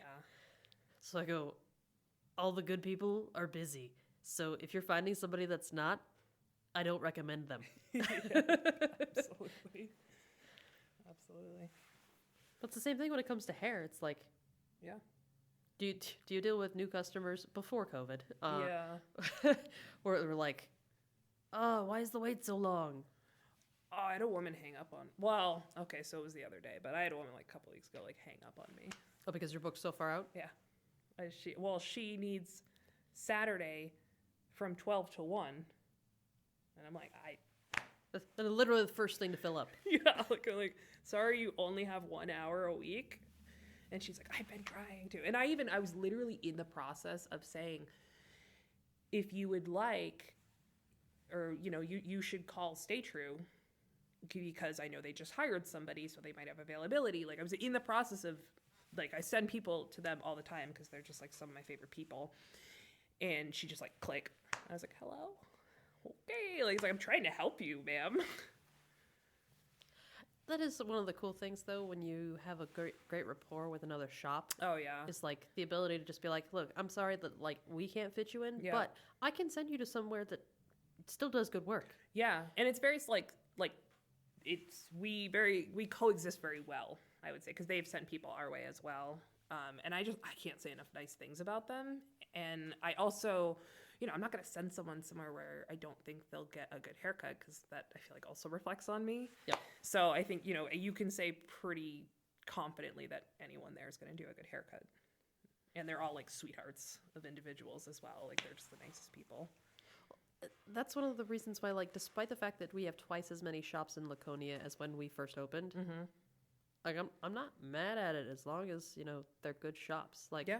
please have more good shops open, because Yeah. that means if we can't fit them in, they can. Yeah, absolutely. And that means I can look at less bad haircuts when going into the grocery store. Yeah. It's ultimately all comes back around to being very self-serving. Yeah, absolutely. Yeah, I see some interesting stuff in Merrimack. Well, I mean, what's the population of Merrimack? They have like apartment complexes after apartment complexes going up, like to the point that their infrastructure, I think, is going to be. Well, because I mean, it's a burb of Manchester, Yeah, technically. they're coming up though on their own. They really are. They're growing very. I just like got off of Facebook, but when I was like in the town forums and stuff, like it's all they talk about is like how quickly it's expanding, which is great. I'm like, this is awesome. Are their taxes like really low? I don't know. I get like the Zillow drop downs, and I'm like, he's like $450K for like a 2-bedroom house. It's like not big. I'm like, okay, Merrimack. It must be because of the highway, like I the think- commutability yeah. from Merrimack. Yes, and it is like you're right in between Nashua, you're right in between Manchester, Bedford. Like you can get to places, And you can very get to Boston. easily. Yeah, but it is still a nice town. So you've got they just redid a plaza that has like a Thirsty Moose. It's got like all this cool stuff in it, so it's expanding very very rapidly. I don't know what the taxes are. I don't know how they're. Things don't expand up here the way that they do down there. Yeah. We're very like in a bubble. Yeah, I like it though. I love driving up here. Like, Oh yeah, I but would love to this live is here. the vacation bubble. That's true, yeah. Well, because you have like Winnisquam, Winnipesaukee. Is Winnipesaukee nearby? Yes. I've never So actually Laconia- been there. Laconia is known as the city on the lakes. Yeah. Because it touches 3 lakes. Okay. And we have a trail we call the Wow Trail because it touches all 3 of those lakes, or it will. Winnipesaukee, Winnisquam, and Opeechee. Okay. So Opeechee is in the middle of Laconia. yeah. Winnisquam's on one side, Got it. Winnipesaukee on the other. And there's a river that connects them. Yeah. Well, plus you get Bike Week too up here, right? Yes. How's that? Does that affect you guys at all, or you just Not like, really. you just see the hogs rolling through? Yeah, they'll roll through downtown because Okay. 106 is Main Street. Yeah. But the heart of Motorcycle Week is the Weirs, which is another section of town. Yeah. Some people don't even know it's Laconia technically. Yeah. But that's where like all that action happens. And it'll go through parts of Meredith. It'll go into Loudon for the Speedway. But like downtown doesn't hold any events for it Yeah. like it used to. So it's like we get the rumble of people coming through, but that's about it. Especially this year, where like a month out, they didn't know exactly when it would happen or if it would That is happen. true, yeah. So it's very like, is this week Motorcycle Week? I guess it is. Yep. Because it was right after Sturgis this year. Okay, yeah. Yeah, I've actually never been there. Been to Motorcycle Week. Have you guys, so you guys must have had like a really big influx of clients after COVID though, right? I mean, everybody. Massive. So the way, and it's so crazy that like, depending on what part of the state you're in, totally different experiences. So for us, because we are such a vacation destination, we had the initial like making up for 2 months of being closed. We had it took 2 months to catch up for us because Yeah. we've been around that long. We had that much clientele. Yep. And then we dipped for a couple of weeks. And then it shot right back up because everybody's like, we can now vacation Yep. somewhere. We could go to our summer house. Yeah. So everyone was here. Like everyone. You saw New York, you saw Connecticut, you saw Rhode Island, you saw Massachusetts. Everybody was here. And everybody was spending money. So again, unlike the rest of the country, like we were having a feast of a time because everybody's here. Like if you're in a trade, spending money. If you sell recreation, people are spending money. Like they couldn't keep boats in the marinas. They couldn't keep like ATVs, jet skis. If you had anything recreation, you were sold out and trying to get more in like crazy. Wow. If you did like plumbing, carpentry, anything like that was like home improvement, Lowe's was packed. Couldn't get lumber in. Yep. Because you had people that were like in their summer home where they usually spend a week or two. Everybody wanted a new deck. And suddenly they're here for 3 months and they're like, I have to look at this bathroom for 3 months. Honey, this is not acceptable. And then some of them actually stayed here and took up residency so that their kids could be in our schools with much lower numbers. Yep. And much lower case numbers here than back where they're from. We were turning away people from Massachusetts, like obviously for like the health concern, but also we were just jam packed. I'm like, I don't want somebody who's driving up from Boston. That like the second their barbershop opens, they're gone. You know what I mean? That's not a long-term client for me. I want everyone in town that hasn't had a haircut for months. Well, I saw that with Wilfred's where they were like, look, we're not accepting new clients right now. We're only accepting people we already take. Yep. And at the same time, though, I go, how do you control that, though? Like, how do you know? Yeah. We loosely control it because, we have online booking. So a couple people, slip through the cracks. But if I saw a 978 number, or I think, is it 617? Is that the other one? 978 for sure. I think 617 is down there, too. Yep. So like, oh, are you a Mass resident? And hopefully you tell the truth. It's like, I'm not going to look beyond that. That's kind of like those 4 questions. We're hoping you're telling the truth. Yep. Yeah, exactly. Yeah. So I'm like, are you a Mass resident? And they would be like, yeah. And I'd be like, sorry, bud. And that was the thing too, is I was like, do I take Mass clients at all? Because I have Mass clients that are existing. I have like weekly clients that are Mass clients. I'm like, what am I supposed to do? Tell this guy I can't get a haircut for months? Like, yeah, it was weird. It was very much something you had to play by ear. Like, yeah. Like, how'd you do? Like, did you open May 11th? Yep. And what did you think on June 1st when they rolled out the second wave of restrictions? Oh, yeah. Well, I had like a friend who is a cosmetologist. She didn't go back right away. And she's like, I don't want to be a test subject. And I was like, oh, that makes me feel great. It was aggravating. It was frustrating. And I get it. Everyone's just doing their best. But I think it was frustrating to have the state board, not even the state board, it was the task force typing up state board rules because they word it one way. And it's usually there's a lot less question in gray area when the state board words things as there is when someone who's not in our industry is wording these things. Or the recommendations versus musts. Yeah. Yeah, and like even once the masks like could come off for beard trims, it was like the way it was worded was like you must keep the mask on unless you're performing a service that's under the mask, in which case you should listen to the CDC recommendations, which is wear a mask. Yeah. So I was just like, oh, this is so frustrating. So what did you decide to do with that? Because I know there's still places that are not doing beard trims. We're doing them.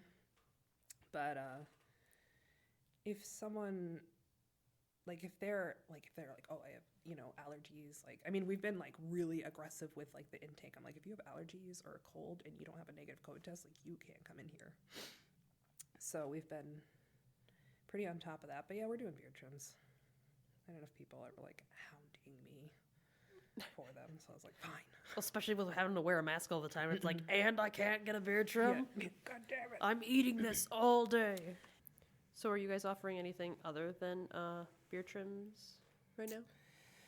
So, because I mean, now our restrictions are lifted technically to the point where you can offer. There's no time limit. Yep. You can, do any service you're licensed to do.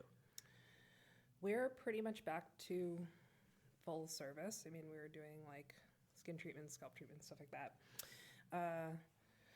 We are. I think the only thing we're not doing is like nose waxing.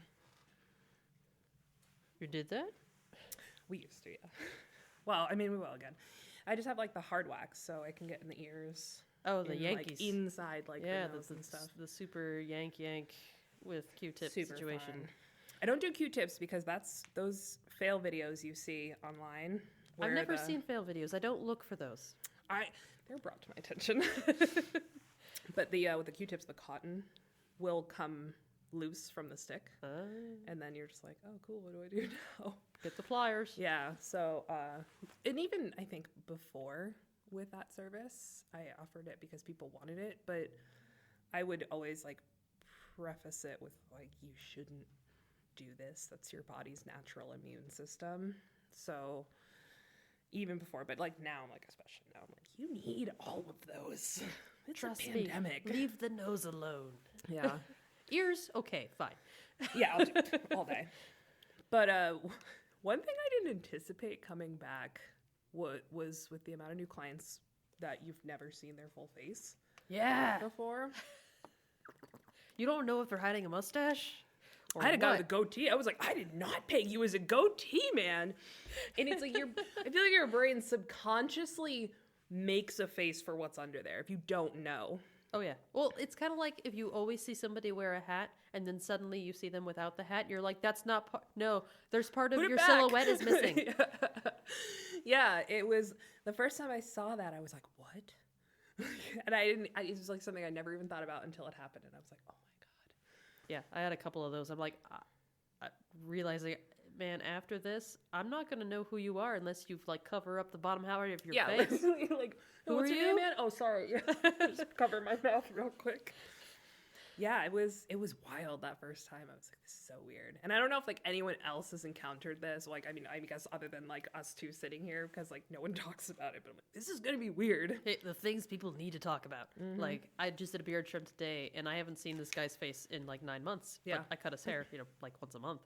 But he next to never gets a beard trim from me. Yeah. And I was like, I didn't realize it, but your mustache is extremely red. Yeah.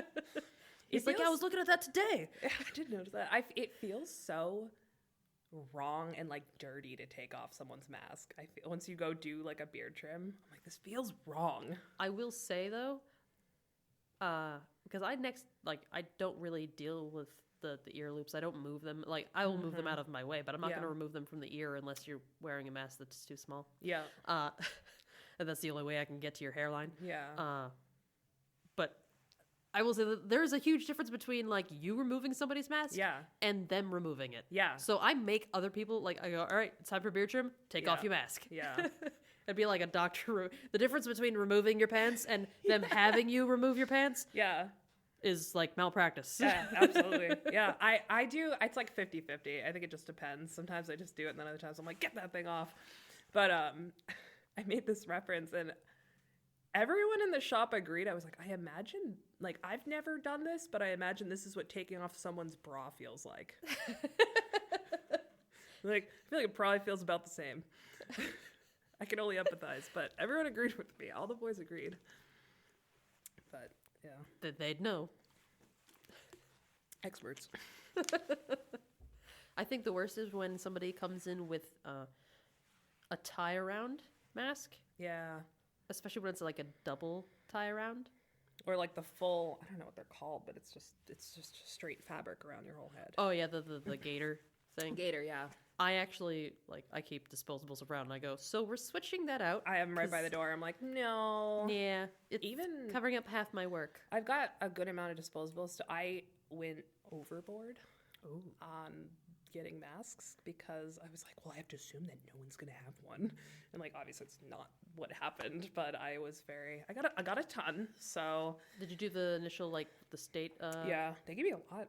And I just, haven't gone through them that much. So, even if someone has, a really thick mask that I'm like, I don't feel like dealing with this today, I'm like, you can have this. So, I was very conservative with my initial order because I was like, oh, so we can just reorder later? Because initially that's what they said. Yeah. And then that ended up not being the case. And I didn't want to be, the stingy shop that's like, I need 1,000 masks. Yeah, I didn't fill out a quantity.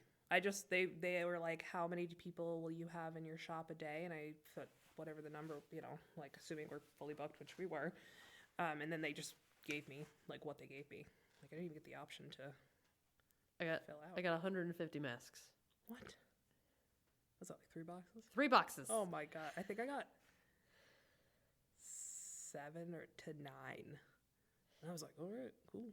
Yeah, and I couldn't tell you how many more times I've reordered from like Amazon and stuff. Yeah. Because I was like, all right, well, they're gonna have this, as something we can utilize. Yep. And I didn't even like if it wasn't for Reed from the groomsmith, I wouldn't have even gotten the freaking link. Yeah. Yeah, I got it from someone too because I didn't know either. And I guess they were doing thermometers too that I did not know about. What? They were doing the touchless thermometers. One of my bar owner friends was telling me that. Yeah, didn't know that either. Our communication skills are great.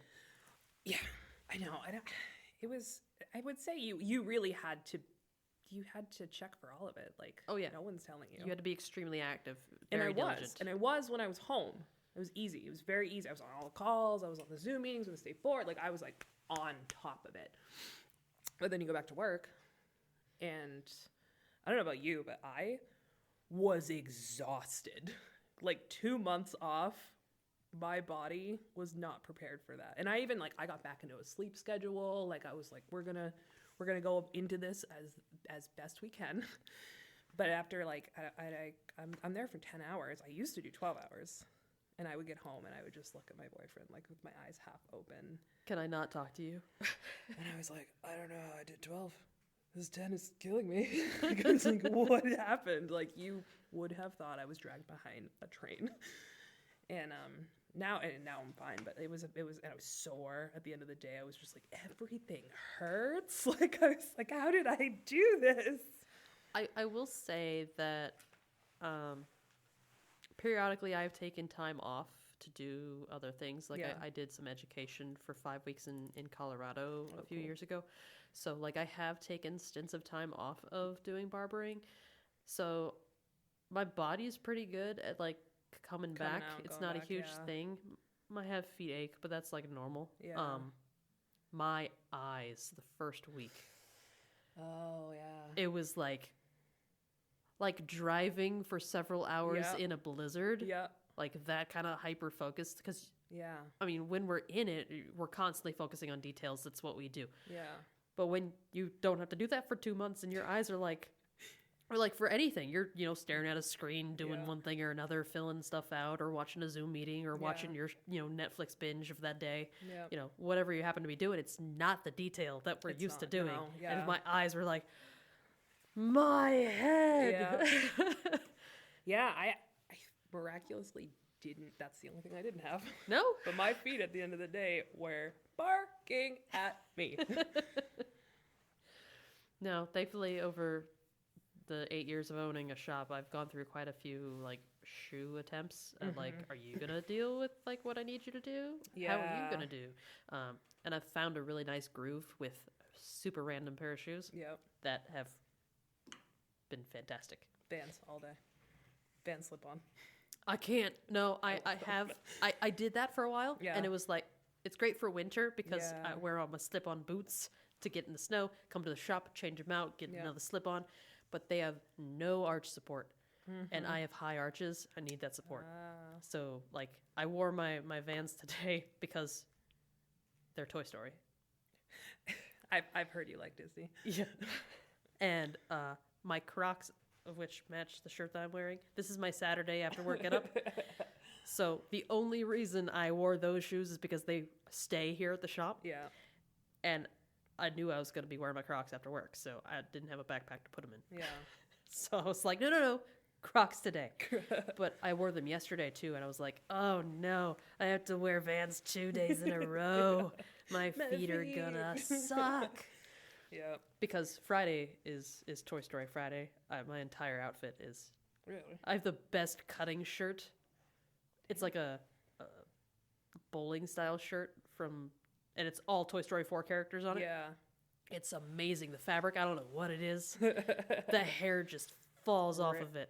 So I saved that for Fridays. I got my Pizza Planet shirt on underneath it. I've got that over top. I've got my Little Green Men Vans. I got a Toy Story, like the ball hat to wear. Yeah. Like I am You full send. decked out. Full send. Yes. Is happening. Like change the watch face. Yeah. I've got an Alice in Wonderland leg sleeve. That's as far into that and Moana. Moana's obviously amazing, but that's how far I go into Disney. Oh no, I've got a Lilo and Stitch backpack like right beside me right now. I'll never turn it off. Don't get me wrong. I will never turn off a Disney movie. I'm like always down to watch. Well, everybody loves at least one Disney thing. Yeah. I just happen to like the company as a whole Yeah. and all of its subsidiaries. Yeah. So I'm on a different level of like, I know what Disney's doing when it comes to like the stock market, who the CEO is, like I hope how you're they. invested at least. Oh yeah. Okay. Yeah. You know far too much not to be. Well, not only do I like have stock in Disney, I also own a timeshare that's Disney property. Oh, You know, that's cool. I have their credit card. And Yeah. all that kind of stuff. That's pretty So cool. I'm on it. It's good. I think once I'm a little older, I'll be more Margaritaville. Once I'm like 75, It's fine. Margaritaville all the way. You gotta find, what you want to do when you're done cutting hair. Yeah. That's one thing Listen that to we Jimmy haven't Buffett gotten on. all day. Like, when you're done being a shop owner, what do you want to do with your time? Like, are you gonna be one of the don't barbers that cut till you die? Because there's plenty. So I don't think like once I'm like 65, like I don't think I'm gonna have the physical capabilities to cut full time. But like I can't picture not doing it either. Like 1 or 2 days, I don't know. Like I don't know. So I'm very much that person. Like, I wasn't expecting to be in this profession for 10 years because I'd get bored super easy. Yeah. And then, like, I have nerve damage, so it's like, I wasn't sure where that was going to go. Yeah. But I still don't think, like, Can't just leave I don't it. think I'm going to be doing this at 50. I don't know if I'll be doing this at 45. Yeah. I feel like you'll just have to come in and just like hang out in the barbershop. Like, I could see myself still owning it, Yeah. but my long-term goal has always been to the point of not having to cut hair. Yeah. I think out of just I want to, I would at least have to do 1 or 2 days. Sure. Like I don't know, it's like I couldn't just leave. I've been doing it for so long and I enjoy it a lot. But yeah, there's definitely goals and stuff that I have down the road that they're just in such baby steps right now that it's like it's nothing, but Goals matter. Like, if They you don't do. if you don't have them, you have no direction. yeah, and I mean I would love to down the line own something like with my boyfriend because we've got like a decade under our belt, just the two of us. We were actually gonna go into this together to begin with, but it was so hard to find somebody that would accept a tattoo shop. There's so much like stigma around it. Which I don't understand because they're like just short of an emergency room when it comes to like cleanliness. Yeah, If you're doing it right. And he's hospital level sterile. I mean, there's stuff that I wouldn't have thought about coming back after Corona, like after the COVID shutdown, that he brought to my attention, like spraying down your sanitizer, spraying down your cool care with alcohol, spraying your clipper handle with alcohol, your water bottle, stuff like that. Like, never would have thought about that. And there's I was talking to one of my friends who didn't think about it. She's cleaning her stuff with ammonia, and I was like, oh, that's not killing viruses. Also aggressive. Yeah. She's like, well, this is what I was given. I'm so mad. This is what I was given. And I was like, are you wiping down your clipper handles? And she's like, no. And I was like, then it wouldn't matter anyway. Like, it's the same germs going over everyone's head. Like, so I was really thankful for that. But yeah, people just don't want a tattoo shop anywhere, and it's insane because he makes way more money than I do. The hourly rate's a little different. just a bit, just a bit. But yeah, it's one of those things like until you have the vision of going, all right, what are we trying to do? What are we trying to prevent? Yep. Then you see all the details of what people touch and how things get moved and how much cross-contamination happens, and it's like, dang. Yeah, it's insane. I think when we reopened, I was like, pretend you have raw chicken all over your hands. Whatever you touched, you need to clean. That's a good way to put it. Yeah, because like I'm never more aware of germs on my hand than I am like when I'm handling raw chicken. And I'm just like, don't touch me. Salmonella hand. Yeah, don't touch me. I'm salmonella. But Yeah, the funny part too with him not getting anywhere for his shop to open was we ended up going to do construction on our shops at the same time. Like we just couldn't find anywhere, and he's like, "Oh, I got a place." I was like, "That's awesome. When do you get in there?" And I already had been going into my place January 1st. And he goes, "January 1st," and I was like, "Sick! That's gonna be so great." We're gonna be so excited. Yeah, I was thinking he's stressful at all, and it actually surprisingly was not that bad. I was shocked. There was only like I think one argument, and it was like very quick. And I was like, "Damn, this is insane." Nice. So I am curious, and I don't know why I just spaced with other people talking about this, but what's your experience been personally, like in the barber side of the industry as a female? Like, That's such a. I want to touch on this subject. No, and no, I do. I like that question though. I do, but it's funny because that's always. I feel like that's. I got asked. I did another podcast and they asked me that too. Yeah, but it is. It's a great question. It's interesting. I find so I try not to jump to like it's because I'm a woman. Like I try not to go to that with certain situations. it's not your first card, but it's in the deck. It's on the table for sure. But I definitely feel like I have to try sometimes a little harder, which I'm like, and it's not something I want to complain about. It's just like a fact of life. Like sometimes with a male-driven industry, there, guys doing something is going to be accepted easier. But there's definitely like pros to it for sure. Like if I tell a guy that he should switch his haircut to something, like he's going to listen to me more. He's just like, "Oh, you're a woman. I want to attract women. So let's do this." And I find that I can, I don't know, I think I create more of a connection with people. I don't know if that, I don't think that has anything to do with it though. I think that is inherently a female trait, though. Yeah. Is our ability to connect with people. Yeah. Like it's not because I'm a woman, but like because I'm a woman, I am. Yes, that's just a little more adept at that. Like, yeah. Yeah, I would say that. And being like, I think like an empath too, like huge helps so much. Because I'm so big on vibes, like in the shop. If someone's not having a good time, like I want to know. I'm over there, I'm looking, what are you guys talking about? Let's talk about something different. Like for real. Like as soon as somebody comes in, you can tell like you are not your normal self. Yeah. What's up? Yep. Yeah, and I mean not to get too far off your question, but like I'm big on leave your problems at the door when it comes to your clients. But if you're going through a hard time, share with me or your coworkers or something. You know what I mean? Like, don't like put that on your clients who come here to have a good time. Yeah. Unless like maybe you have that relationship, but like not like everybody has that. But yeah, I think it's the funniest part about the female barber aspect is guys are way less likely to get a beard trim from me. And initially. I do Yes. such a good beard trim. I had a guy walk in and he's like, "Oh, I'd like to get a beard trim, like, preferably like, someone that has a beard." And I was like, "Okay." I was like biting it all back, like, "Oh, so just not me? Is it me? Am I the problem?"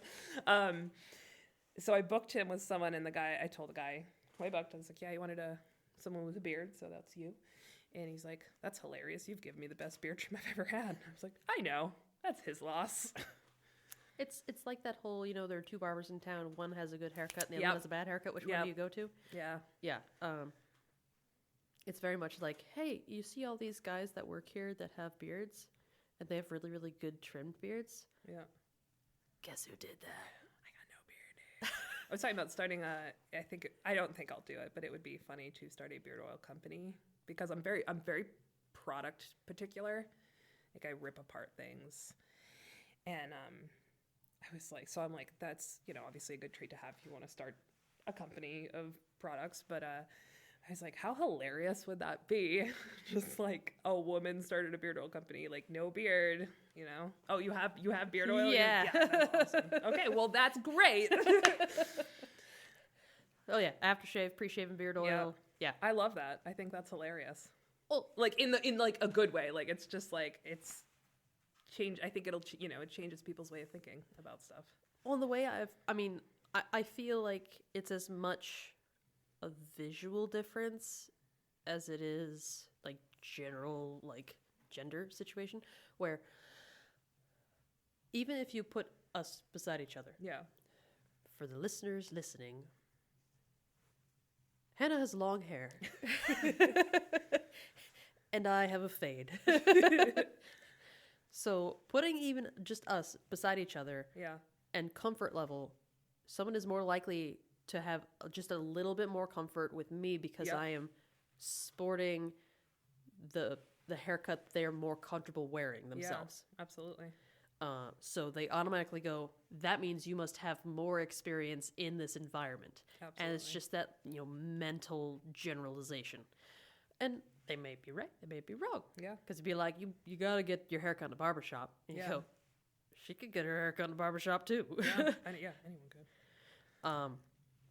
So there's that. So I feel like I've kind of adapted. I mean, I've had short hair for 15 years, so long before I entered the barbering industry. Yeah. But I think that puts the more sensitive guys at ease. Yep. Yeah. I don't get a ton of new clients, so I don't really experience the uncomfortability anymore. But when I did, it's there. Hey, I'm an empath. I feel it. I know. But I think with the consultation, you would see it dissipate. Oh yeah. Like I've put a lot of work in having a very in-depth consultation. Nothing stresses me out more than to hear barbers halfway through a haircut asking questions about the haircut. Right? I've heard it and I'm like, oh, you should know that by now. Like they're like mid-hair, they're like, you got on skin, right? And I was like, oh man, oh boy. Like it's me personally, it's very stressful, so I don't want to do that. But why are you talking about the top of their haircut 10 minutes in? you already cut half of it. You can't go back now. So yeah, and I want to instill, like with the girl I just hired, it's like I want to instill this onto you because it's just going to make your life easier in general. Like people are going to be more comfortable. They're going to see, and want to come back to someone who's really in depth with stuff. I mean, I just got a haircut recently, and the girl, it was like a 5-minute conversation to start. I've never really had that. No? But I noted it. I was just like, sick. This is awesome.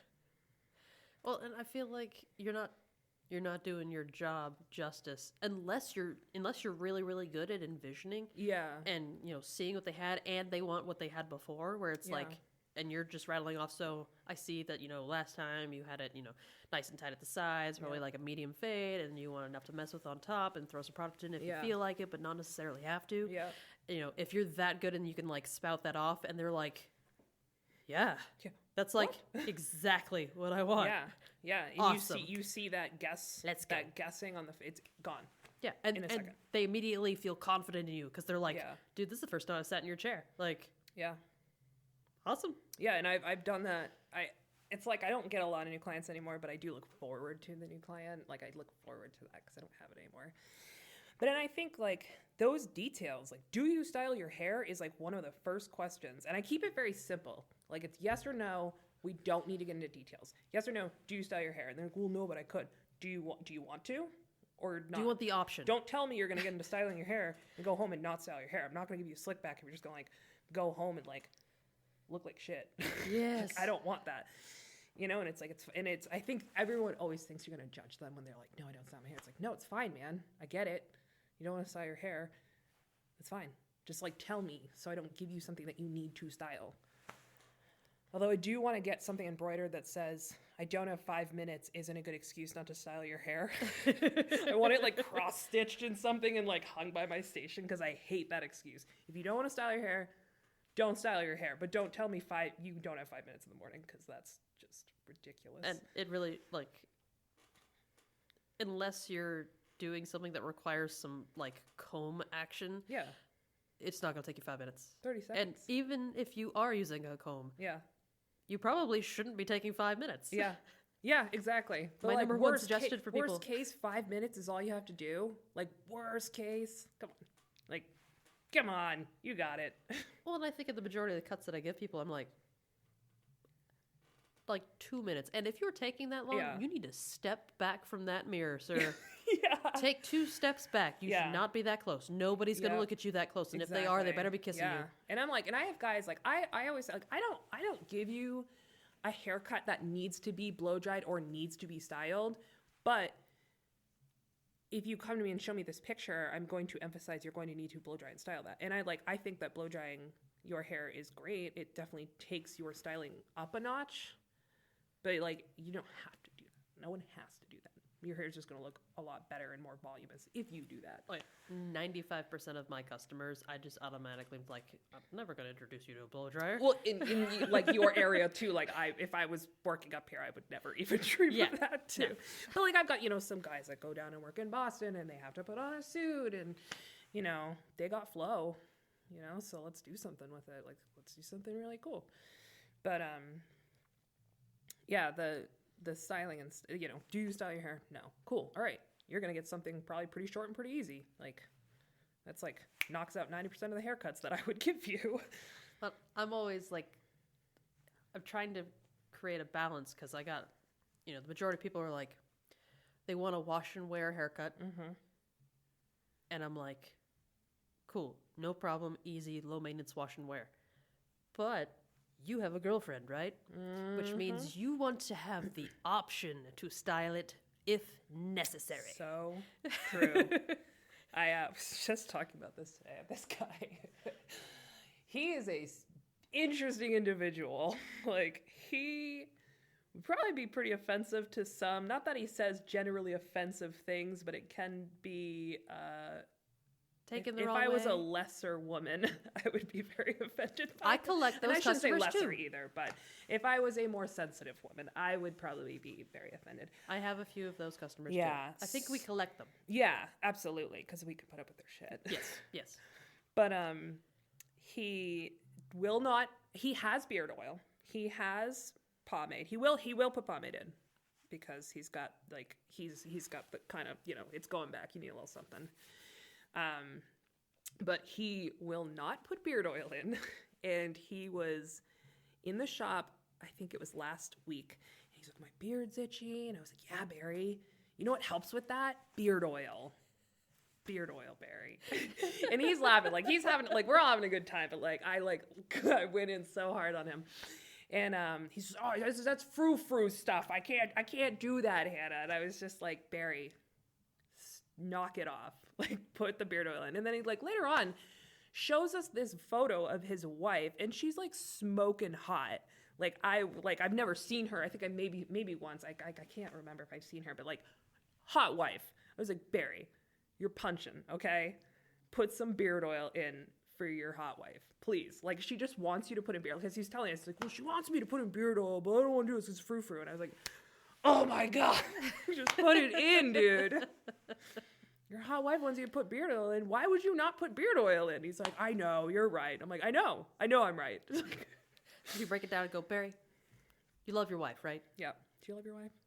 Do you love getting kisses from your wife, Barry? This is how you're gonna show your love. So yeah, you get more kisses, less stares, Barry. Just Then she won't complain about, your face dandruff like on your t-shirt. so funny. And it's so funny, like sometimes with these guys, I'm like, it's so simple. It is so simple, man. Watch this. 1, 2, 3. Yeah. Done. But but yeah, I mean the consultation, that's so huge. And like the little details. Like getting ear hair out of someone's ear. Mm-hmm. I do ask. Some people like to keep it. I don't know. That's your creed, man. But trimming their eyebrows, like tapering down the side, like those tiny little things, I swear that's why I have half of my clientele, because they didn't have to remember to tell me. And like the amount of people that are like, oh, my wife will thank you so much. She's always chasing me around the house. I'm like, yeah, now I can trim it. And you don't have to have your eyebrow hair plucked out. So your life gets better too, man. I always tell people, I go, it's a safety hazard. Number 1, it's not going to poke you in the eye. Number 2, you're not going to get attacked by tweezers. You will get way more rain in your eye, according to one of my clients. No, don't touch it. Keeps the rain out of my eyes. It's like umbrellas do that too, but yeah, it's just like little things like that. I feel like is so important. I guess really when you break it down, like that's barbering, like that cutting with precision, you know. And that's it's funny because I'm like going through all that with this new girl because she's Cosmo based, and it's cool because I've been there with all this stuff, so I've learned all this stuff, so I can be like, this is, you know, this was a big aha moment for me, like when I switched over. When you can speak both languages, kind of thing. Yeah, yeah, and I think it's cool not having like she's got really cool shear work too. Like she's very very adept in that. Because I think that's one thing I'm very particular on is like shear work, like angling of like shears and stuff. Like I see people that like texture cut, but like the shears are like down here and you're still just making all these like blunt cuts. And I'm like, oh God, like very, very into like the texture cutting like that. Well, and I've talked with this with one of my other guests where when we're looking for further education from a barber standpoint, if we want something new, we have to reach to the cosmetology end. Oh, yeah, yeah. And cosmetologists, like, if you see, like, barber-oriented classes, like, that's actually way better for cosmetologists who are not familiar with, like, how to perform a fade. Yeah. You go, why would we go to classes that we already know? Yeah. And unfortunately, when it comes to products, like, you know, we carry Uppercut, we got Prospectors, you know, any product line that offers education. If you're offering barbering education, that doesn't make any sense because your barbers are already your customers. You need to offer something they don't already have. Especially when it comes to being able to style with your product. Yes. And I don't know why that's not being hit right now. Like, that's why I don't send my barbers to education, you know, from product lines at this point. Because it's why? You're not going to learn anything new. Yep. Yeah, I think it's because it's not being run by barbers. It's being run by people who sell pomades or products. I don't say pomades, but like products. You know, I mean, it's they're not getting that point of view. Just end this podcast. I think one thing that drives me nuts, product lines that don't just automatically send you samples of new product when they produce it. I haven't had too much of a problem with that. Oh my God. All the ones that I carry have been more than happy to send me something new that they have developing and want my feedback, which is nice. Yeah, right? Why wouldn't you? That just makes sense. That's just like, to me, is just like the most natural thing. I'm about to like drop a line because of it. I'm like, really? Yeah, it's just so, I'm just like, why do I have to spend money on this for me to potentially not like it? Because for me, if I don't like something, I'm not going to sell it, so I'm not going to order it. You know, if someone in the shop likes it and I don't like it, that's one thing. But like, if my entire shop doesn't like something, why would I care that?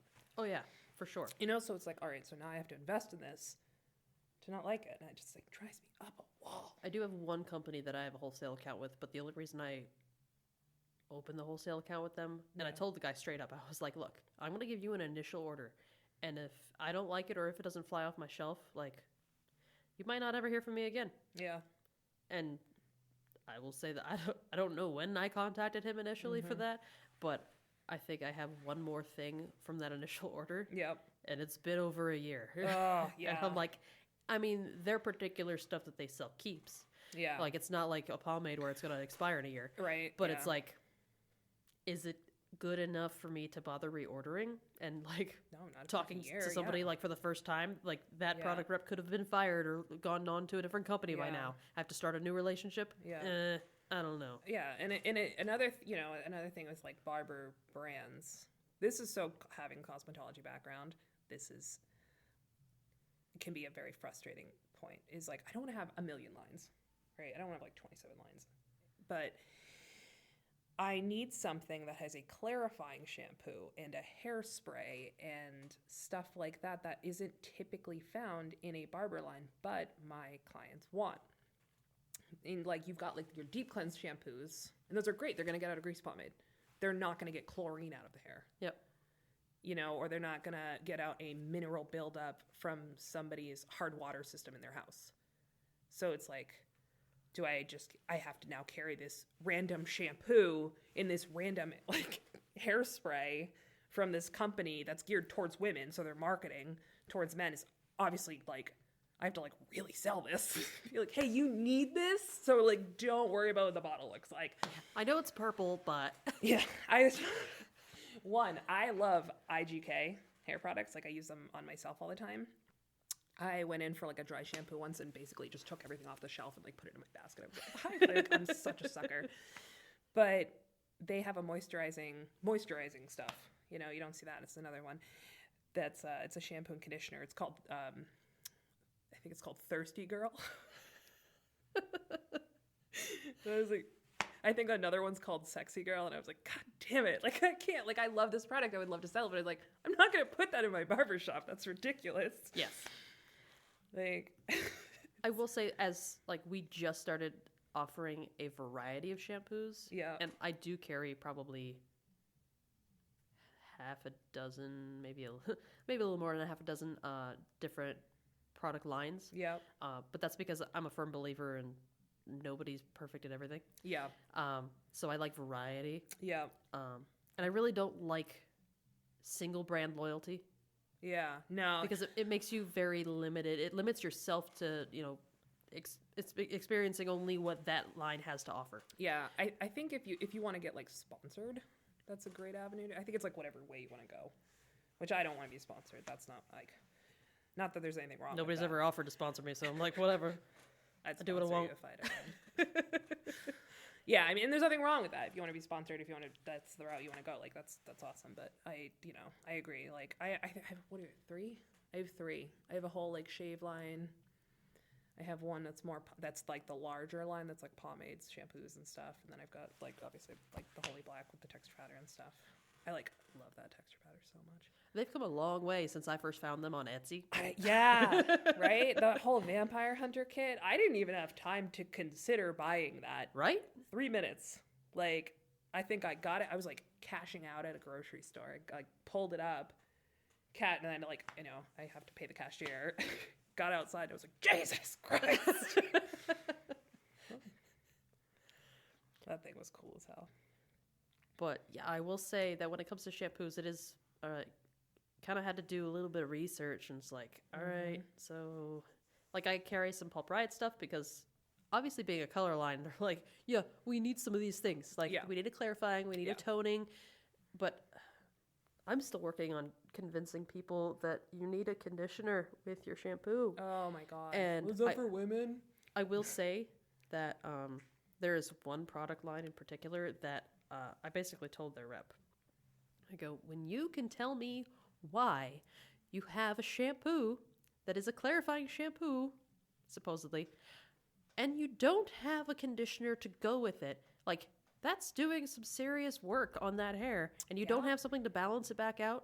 Yeah. When you can come back to me and justify that, then maybe we'll talk. Or a moisturizing shampoo and not a moisturizing conditioner, but because it's a moisturizing shampoo, then it can be a 2-in-1. Yeah, even though we're still stripping the body oil or the natural oils from the hair that act as a conditioner, we have nothing to put back in it. Yeah. Or, the fact that pH is a thing and we need to balance the pH of hair and skin. Yep. Yeah, are we talking about the same brand? I don't know. Are we? Does it begin with a J? I don't think we are. No. Yeah. No, mine's way more like you should be familiar with it from your school. They've changed. They have? Yeah, they've changed brands. We were able to use whatever we wanted when I was there. Nice. I don't know what they're doing anymore though. Well, I just talked to Annie. The Mitch Sitch. Oh yeah. I So I was waiting on one of my product orders, and I tried the Mitch. Yeah. And I left it at the salon that I was at. It was just like it was not enough hold for me. It was very good for being. I found it was very good for being a like a cosmetology like brand. Like if I had second I went to barbering, my pomade world was like the door was kicked open. I was like, oh my God. So, the stuff that I was using for it's just very like it's very basic. You know what I mean? It's gonna hold your hair, but it's like gonna stop there. Like, yep. But yeah, their shampoo part of that line was like, what are you doing? Yeah. Like you're cutting your sales in half, number one. Yeah. Like, that just doesn't make any business sense. Yeah. Yeah, I have people, we sell, I mean, we have daily conditioner, we have daily shampoo, we sell, I mean, it's just, usually one does not get sold without the other. Usually when people are like, oh, I gotta get a shampoo, I'm like, you need conditioner? Yeah. Do you? I'm still working on that. Yeah. It's a losing battle. It's one of those, like, you have conditioner in your back stock. Yeah. And you're like, gee, I need to order more shampoo. Yeah. No. Yeah.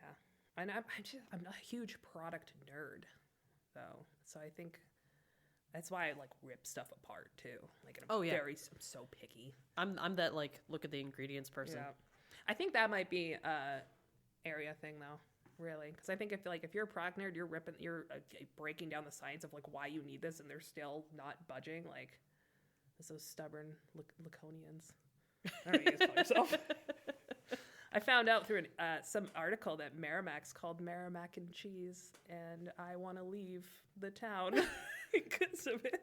I did not know that. I'm like, I gotta get out of here. I can't be here anymore. The only nickname I know of in those parts is Manch Vegas. Manch Vegas, yeah. Trashua. For anyone living in Nashua, I did not make that name up. I've literally only been to Nashville once. Yeah. Yeah. Yeah, no, Merrimack and Cheese. It's awesome. All right. Well, on that note, thank you so much for coming and talking to me for like 2 hours. Thank you for having me. Well, I'll keep an eye on how Union Barber goes. Thank you. Moving forward, I'm definitely, hopefully you guys have the space to be able to add like another 1 or 2 chairs. Finagled something in there. And then, yeah, I'll definitely want to check back and maybe revisit you in a couple of years and be like, so, how are things? Oh, yeah. Absolutely. All right, have a safe trip back. Thank you.